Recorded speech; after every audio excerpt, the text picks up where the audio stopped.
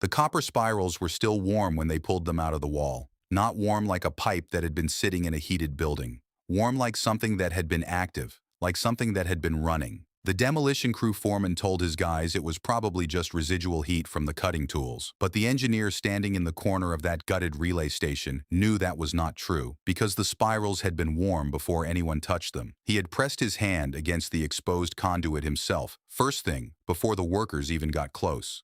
The metal hummed faintly under his palm, like a very low note played on an instrument you could feel, but not quite hear. He pulled his hand back, looked at what was in front of him, and the smell hit him. This dry electric smell, sharp and clean, like the air just before a storm breaks. He had been called in as a structural consultant on the demolition. A routine job, just there to confirm the old relay station was safe to bring down. The building had been sitting empty for years on the edge of the city, one of those low brick structures that nobody really looks at.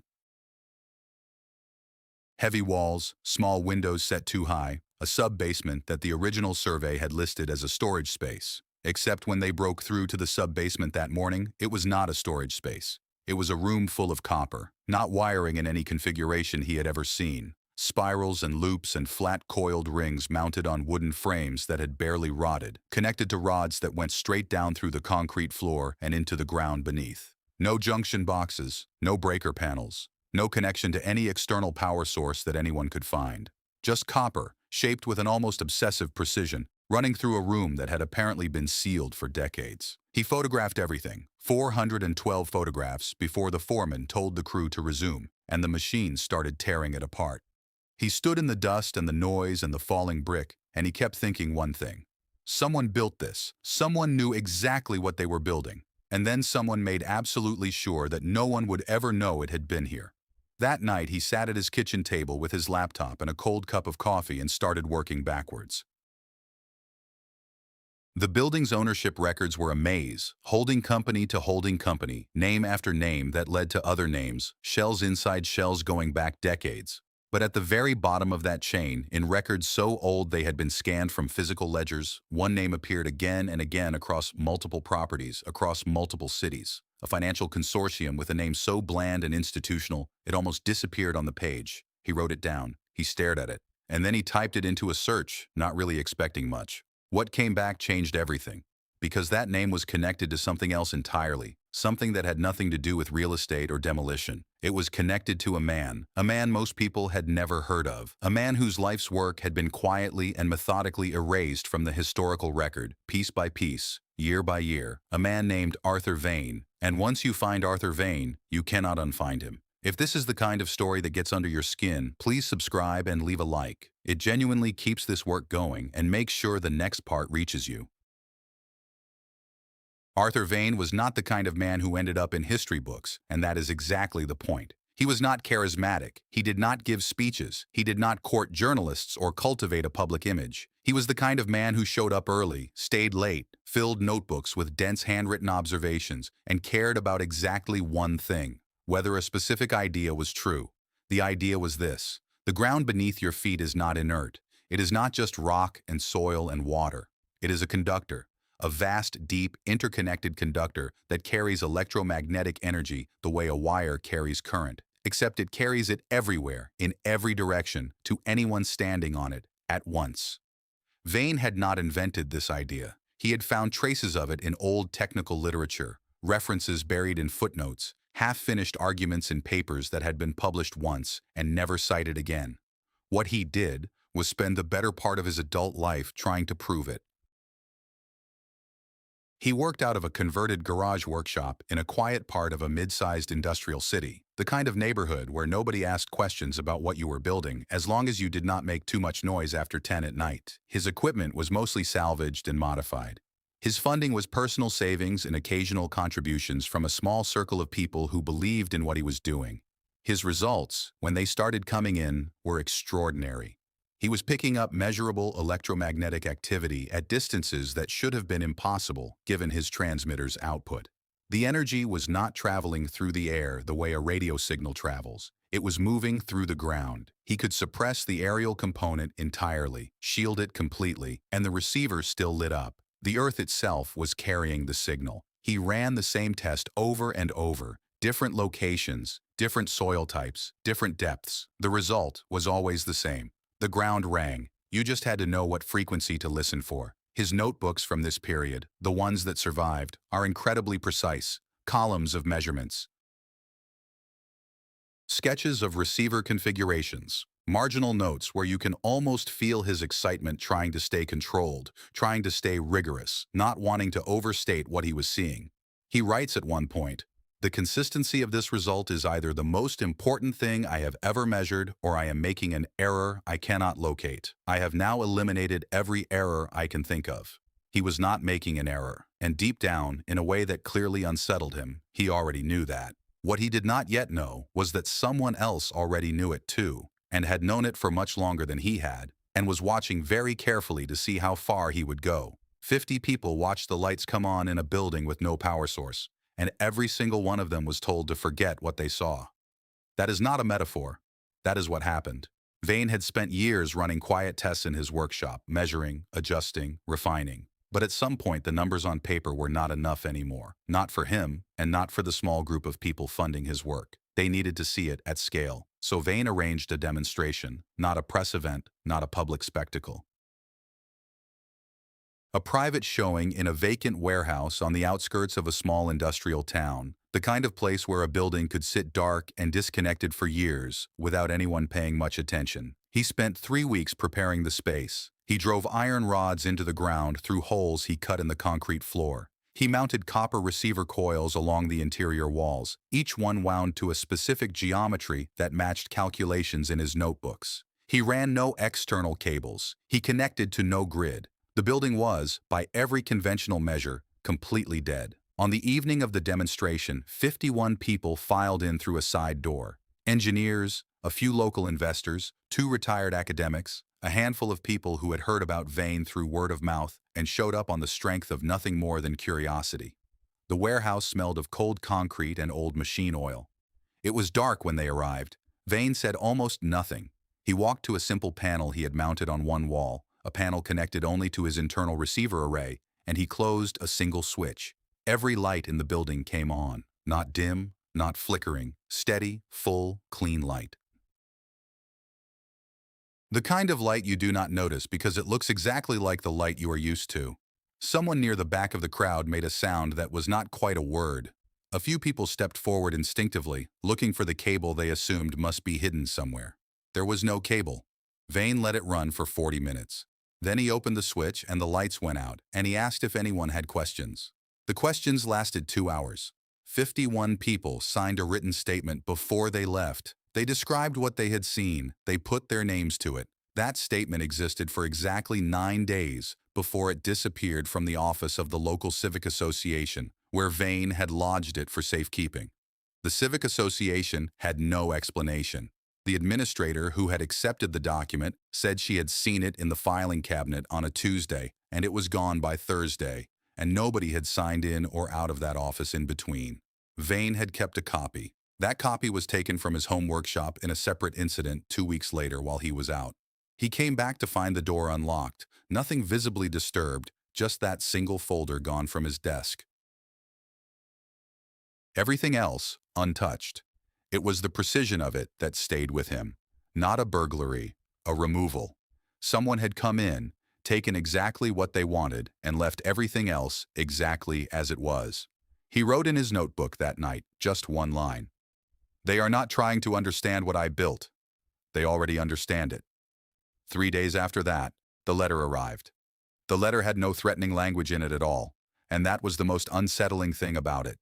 It was polite, formally written on heavy paper stock, from a firm whose name Vane did not recognize but whose address placed it in a financial district in a large city several hundred miles away. The letter expressed interest in Vane's work. It said that a group of investors had become aware of his research and wished to discuss opportunities for its commercial development. It used words like partnership and mutual benefit and responsible deployment. It invited him to a meeting at his convenience. It was signed by a name that meant nothing to Vane at the time. He sat with it for a long time. He told a colleague about it the next morning, a man named Daniel who had been part of the demonstration and who had some background in how financial groups operated. Daniel read the letter twice, set it down on the table, and said quietly that Vane should not go to that meeting. When Vane asked why, Daniel said that this firm's name was connected to a much larger network of holding companies that had spent years acquiring infrastructure assets across the country. Not power plants, not generation equipment, the transmission lines, the metering systems, the patents on measurement technology, the parts of the electrical industry that sat between the source of power and the person using it. Daniel said that these were not people who invested in new technology because they believed in it. They were people who acquired new technology to decide what happened to it next. And the options, he said, were not complicated. Either the technology became part of their system, metered and controlled and billed like everything else they owned, or it did not become anything at all. Vane did not respond to the letter. 2 weeks later, a second letter arrived, nearly identical in tone, slightly more direct in its suggestion that a conversation would be in everyone's interest. Vane did not respond to that one either. Then, within the span of about 6 weeks, 3 things happened in a sequence that was too clean to be coincidence. His primary financial backer withdrew, citing personal reasons, with an apology that felt rehearsed. A research institution that had been quietly hosting one of his field measurement arrays asked him to remove his equipment from their property with no explanation given, and a patent application he had filed months earlier came back, rejected on technical grounds that 2 independent engineers he consulted said made no legal sense. Each event on its own had a surface explanation. Together, they told a story that needed no interpretation. The message was not in the letters. The message was in the silence that followed when he stopped cooperating. And the silence was very loud. The engineer had been staring at the same photograph for 3 hours when he finally saw it. Not the copper spirals, not the rods going into the ground, something else. In the background of one of his 412 photographs, partially obscured by a fallen ceiling panel, there was a wall. And on that wall, scratched directly into the brick, was a diagram. Rough, maybe 30 centimeters across, clearly done by hand with something sharp. A series of concentric rings with a single vertical line running through the center and short horizontal marks at precise intervals along that line. He had walked right past it during the demolition without registering it consciously. Now, sitting at his kitchen table at 2 in the morning with the photograph enlarged on his screen, he felt the hair on his arms stand up because he had seen that diagram before. Not in a textbook, not online. In a photocopy of a page from Arthur Vane's notebook that he had found attached to an obscure engineering forum post from years ago. The proportions were different, the scale was different, but the structure was identical. Someone had scratched Vane's receiver geometry into the wall of that relay station, which meant someone who knew Vane's work had been inside that building, and they had left a mark, deliberately, like a signature or like a message. He started pulling on that thread the next morning, and it led him somewhere he was not expecting. The relay station was one of 11 similar structures built by the same holding company across the region over a period of several decades.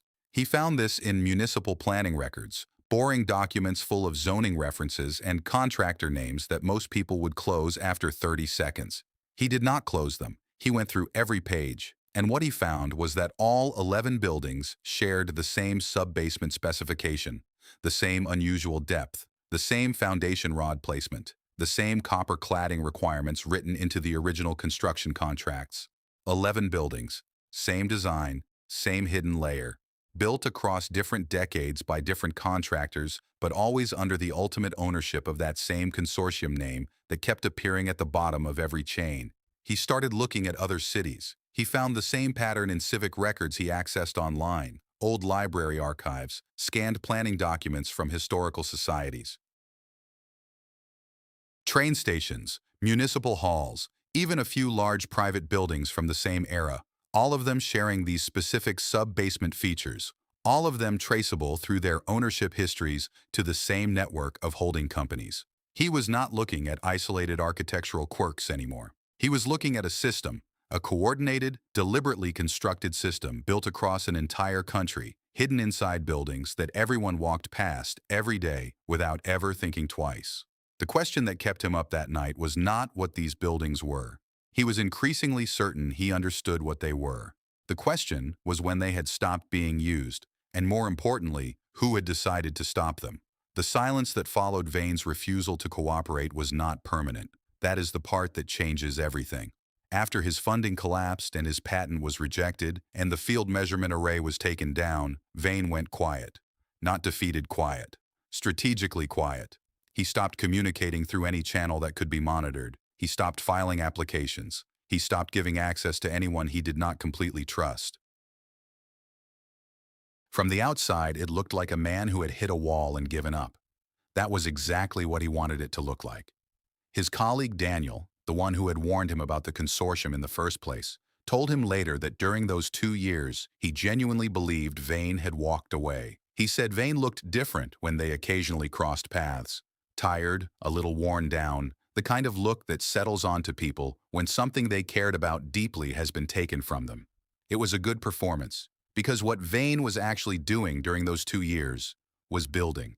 Not in his workshop, which he assumed was being watched, in the sub-basement of a civic building on the far side of the city where he had taken a part-time maintenance position. A building that, he had noticed while reviewing its original construction plans as part of his job, already had iron rods sunk deep into the bedrock beneath the foundation and copper conductor lines running up through the structural walls. He had not installed those features. They had been there for decades, built into the original structure by someone who had designed them with a purpose that the official records did not mention. Vane recognized them immediately. He knew exactly what they were, and he understood that whoever had built this building had already done most of the work for him. He spent 2 years quietly completing what they had started. He added a receiver array in the sub-basement, compact, nothing that would look out of place to anyone who did not know what they were looking at. He connected it to the existing conductor lines that were already running through the walls. He calibrated it in small increments over many months, careful never to draw enough output to register on any external meter. And then, on an ordinary Tuesday morning while the building was open and full of people going about their day, he ran it. The instruments he had concealed in a maintenance cabinet showed stable, continuous power draw from no connected source. The earth beneath the building was carrying exactly what he had always said it could carry. He let it run for 14 months. And during those 14 months, not a single person in that building noticed anything unusual. The lights were the same. The temperature was the same. Nothing flickered, nothing surged. It was invisible, and it was perfect. And then one morning he came in for his shift and went down to the sub-basement and stopped in the doorway. The room was empty. His entire receiver array was gone. Every component, every cable, every instrument he had installed over 2 years of careful, quiet work. Gone without a trace. The existing copper lines in the walls were still there. The iron rods were still in the ground. But everything he had added, everything that made the system functional, had been removed with a precision that told him exactly one thing. Whoever had done this had not stumbled onto it. They had known it was there the entire time. 3 people who never met each other, living decades apart, all ended up in the same place. And all 3 of them were silenced in the same way. The engineer found them while digging through the same kind of records that had led him to Vane. Not dramatic sources, not leaked documents or classified files, public records, patent office archives, old local newspaper databases. The kind of material that sits completely in the open because whoever put it there was confident that nobody would ever bother to connect the dots. The first was a mechanic named Ray, who worked out of a rural workshop about 200 miles from the city where Vane had done most of his work. Ray had no formal engineering training. What he had was a very precise mechanical mind and a habit of reading technical literature that most people with his background would never touch. Somewhere in that reading, he had arrived independently at a receiver design that was functionally similar to Vane's, though built from completely different components with a completely different construction logic. He had filed a patent application on it. The application was rejected. He filed an appeal. The appeal sat in processing for over a year and then was rejected again on grounds that the examiner described as lacking demonstrated utility. Ray had demonstrated utility. He had a working device. He had offered to bring it in for examination. That offer was never taken up. 6 months after the second rejection, 2 men Ray did not recognize visited his workshop. He described the visit to a friend in a letter that survived because the friend kept it in a box in his attic for decades. Ray wrote that the men were polite and professional and that they told him his device, if it functioned as he claimed, would create regulatory complications that he was not equipped to navigate. They suggested he move on to other projects. They left. 3 weeks later, Ray's workshop was broken into and the device and all his related notes were taken. Nothing else was touched. He reported it. Nothing came of it. The second person was a signals technician named Carol who had spent years working for a regional communications company before retiring. In retirement, she had gone back to something that had interested her during her working life, the way certain older buildings seemed to interact with low-frequency electromagnetic fields in ways that standard engineering models did not predict. She had done careful, methodical work. She had published her findings in a small technical journal.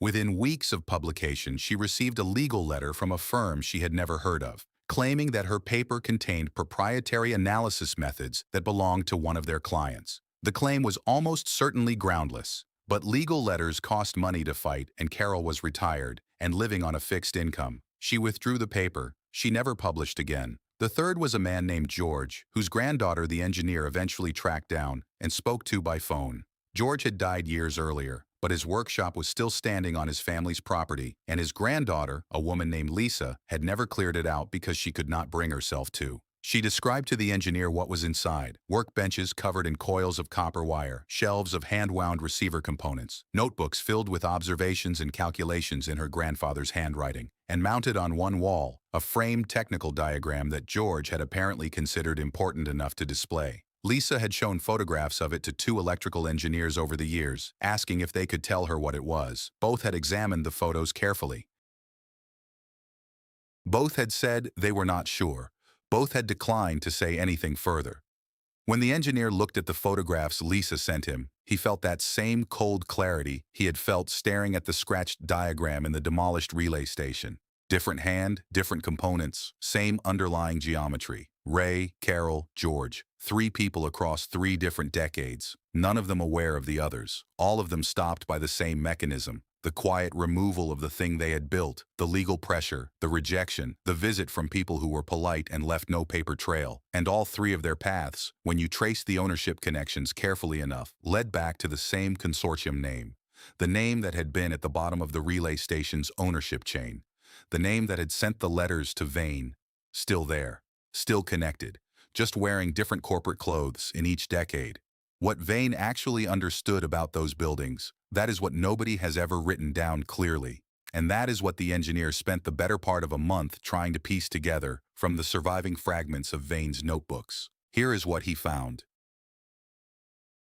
Vane had not stumbled onto the sub-basement of that civic building by accident. He had been looking for it, specifically. He had spent a significant portion of his 2 quiet years not just building his receiver, but researching the construction history of older civic buildings in the region. And what he had found, buried in original architectural specifications and contractor records and supply invoices from decades earlier, was a pattern so consistent that it could not be explained by coincidence or by the normal logic of construction economics. The copper. That was the thing that kept pulling his attention. Copper was expensive. It had always been expensive, and yet the older civic buildings used it in quantities and in configurations that made no financial sense if you were only thinking about roofing or decorative cladding or lightning protection.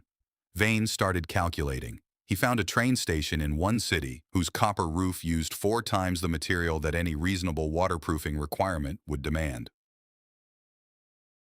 He found a library in another city where the copper cladding extended down below the ground line, underground, where no one would ever see it, where weather protection was irrelevant. He found a municipal hall where the copper on the dome was a specific thickness and a specific purity that matched almost exactly the conductor specifications in his own receiver designs. He started pulling original architects' drawings where he could find them, and he found something that the official histories of these buildings had never mentioned. Most of them had a second layer of documentation. Not the public drawings filed with the city planning offices. A more detailed set of specifications, sometimes found in the archives of the original construction firms, sometimes in private collections, that showed the sub-basement layouts in full. The iron rods, the conductor runs up through the walls, the copper connections at the roof line, drawn in with the same precision as the structural load calculations and the foundation specs. Not afterthoughts, not additions. Original design features, built in from the beginning, as fundamental to the building as the walls themselves. Vane's conclusion written in careful measured language in one of his surviving notebook pages, was that these buildings had been designed by people who understood ground transmission, who had built the receiver infrastructure directly into the civic architecture of an entire era. Not hidden exactly, just not labeled, just not explained. The function had been built in, but the knowledge of the function had been kept out of the public record so completely that within a generation or two, nobody looking at those buildings had any idea what they were actually looking at. They saw a beautiful old copper dome and thought about craftsmanship and history. They did not think about conductivity. They did not think about the iron rods going 60 feet into the bedrock below. They did not think about why the sub-basement specification called for a room of that exact depth and that exact shape with those exact wall materials. Vane thought it had been switched off deliberately, not demolished, not destroyed, just disconnected. The infrastructure left in place, but the transmitting source turned off, leaving thousands of receivers built into thousands of buildings across the country, just sitting there, silent, waiting, like instruments in a concert hall after the orchestra has gone home. And when the engineer read that part of Vane's notebook, he stopped and sat very still for a long time.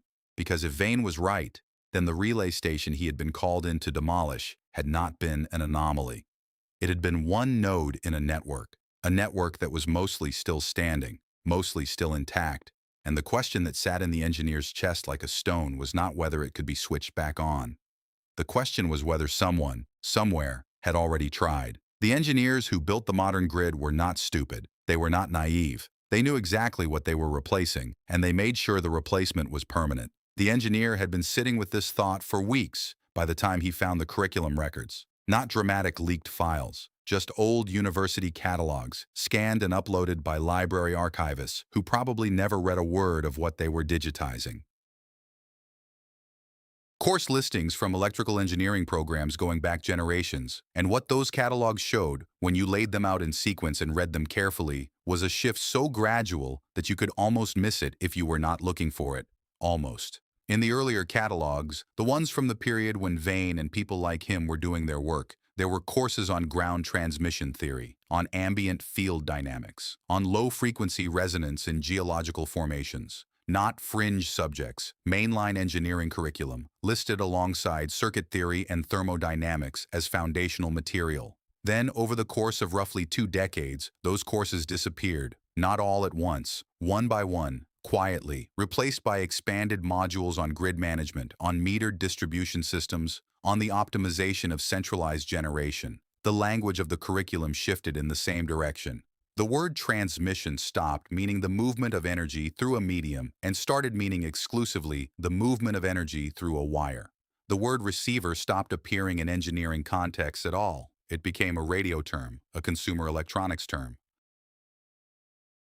Something you bought in a shop, not something you built into the foundation of a building. The engineer found correspondence between university administrators and the foundations that funded their research programs during this same period.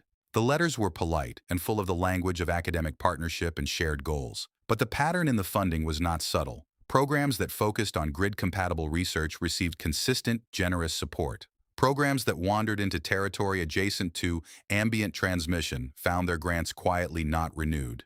Their senior researchers retiring without replacement, their laboratory space reallocated to departments working on problems that the funding bodies considered more relevant. It was not a ban. Nobody issued an order. Nobody sent a threatening letter to a physics department. It was something quieter and in some ways more effective. It was the slow rewriting of what the next generation of engineers would think of as the natural shape of their field. They graduated knowing the grid completely. They graduated having never encountered, even as a historical footnote, the theoretical framework that would have allowed them to ask whether the grid was the only option. They did not know what they did not know, and the buildings stood around them, copper domes green with age, iron rods silent in the bedrock, sub-basements used for storage, the original function so thoroughly unrecorded that even the most curious engineer walking through them every day would have had no reason to look twice. The knowledge had not been destroyed. It had been made invisible by removing the language needed to see it. And that, the engineer understood sitting in his kitchen with the old catalogs open on his screen, was the most complete kind of erasure there is. What the engineer found inside that piece of old conduit, that is the thing that has stayed with me since I first heard this story. He had gone back to the demolition site one last time, about a week after the main structure had come down.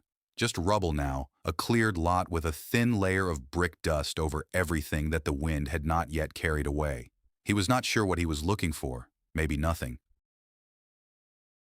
Maybe just the need to stand in the physical space one more time before it was completely gone. He was walking the perimeter of what had been the sub-basement, now open sky, when he noticed a section of conduit that had been sheared off by the demolition equipment and was lying half buried in the debris.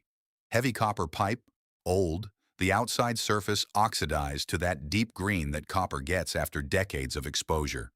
He picked it up without thinking much about it. It was heavier than he expected. He shook it and felt something shift inside. He spent about 10 minutes working the end cap loose with a piece of rebar he found nearby. Inside, wrapped in a layer of oilcloth that had kept it almost perfectly dry, was a folded piece of drafting paper. He unfolded it very carefully, standing in the cold morning air with brick dust settling on his shoulders. It was a schematic, hand-drawn, precise, the lines clean and confident in the way that only comes from someone who has drawn the same thing many times. A receiver array design, compact, efficient, more refined than anything in Vane's surviving notebooks. More refined than anything the engineer had seen in the work of Ray or Carroll or George. Whoever had drawn this had taken all of it, all the decades of work that had been scattered and suppressed and removed, and had synthesized it into something new. There was no name on the drawing, no date, no identifying information of any kind. But in the bottom right corner, in very small handwriting, were 4 words. It still works. Try. The engineer stood there for a long time with the cold wind moving around him and the city going about its morning in every direction, and those 4 words in his hand.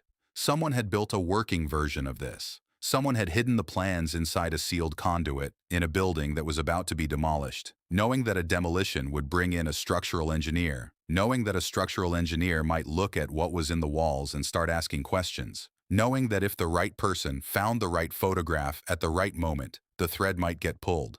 This was not a message in a bottle thrown blindly into the ocean. This was a precise handoff. From someone who knew the system, knew its reach, knew that anything left in the open would be removed, and had found the one method of transmission that the consortium could not intercept. The rubble of a building they themselves had ordered torn down. The engineer drove home with the schematic on the passenger seat. He did not put it in his bag. He kept it where he could see it. He drove carefully. Here is what this whole story comes down to, and I want you to sit with this for a moment. The world we live in did not become the way it is because it was the only possible world. It became this way because specific people with specific interests made specific choices and then worked very hard to make sure those choices looked like the natural order of things. The grid, the meter, the monthly bill, the idea that energy is a product you purchase rather than a resource you receive, none of that was inevitable. It was built, deliberately. And what was displaced to make room for it was not displaced because it was wrong or because it did not work. It was displaced because it could not be owned. There is a difference between a thing being impossible and a thing being unprofitable. And for a very long time, a very small number of people have been counting on the rest of us not knowing the difference. So here is the question I want to leave you with. If the knowledge was hidden rather than destroyed, if the infrastructure is still standing in buildings all around us, if people across generations kept quietly rebuilding and hiding and passing on what they found, what does that mean is still possible?